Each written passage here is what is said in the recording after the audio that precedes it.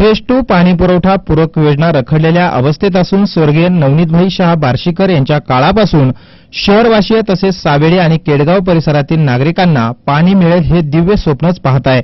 अहमदनगर महापालिकेतील फेज 2 पाणीपुरवठा योजना पुरवठा योजनेचं काम देखील अन्य योजनांप्रमाणे कागदपत्रे आणि वादाच्या भोवऱ्यात अडकलाय. यामुळे महानगरपालिकेमध्ये सत्तारूढ आणि विरोधक प्रथमच एकमेकांविरुद्ध दंड ठोपटून आहेत. मात्र नगरकरांच्या नशिबी पिण्याच्या पाण्याचे सुद्धा राजकारण होऊन पाणी मिळेल की काय हे स्वप्न झालंय.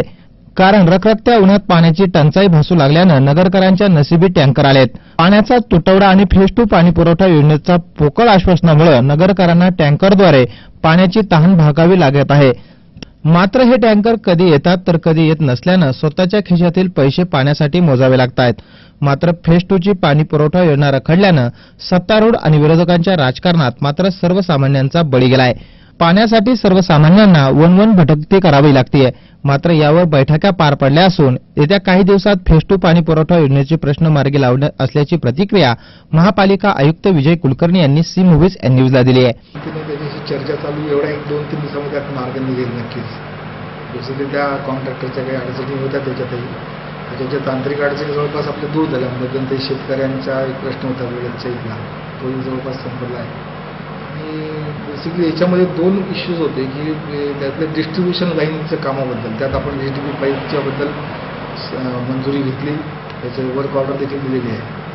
त्याबद्दल त्याची जी डिस्ट्रीब्युशन हा एक त्यातला वेगळा पार्ट आहे. आणि ज्या टाक्यांचे बांधकाम जवळपास आपल्या शहरातले पूर्ण झालेले आहे. पहिल्या टप्प्यामध्ये आपण या टाक्यांची जी पाईपलाईन्स जोडून या टाक्या कार्यान्वित करणार आणि एक्झिस्टिंग जी पाईपलाईन आहे सध्याची शहरामध्ये आहे त्याला जोडून पार्टली ही स्कीम आपल्याला सुरू करण्याची आपली योजना आहे.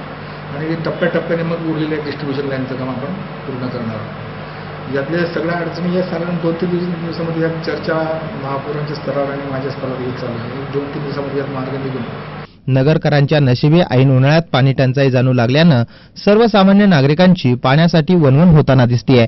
सी मूव्हीज एन न्यूजसाठी प्रतिनिधी उमेर सय्यद, अहमदनगर.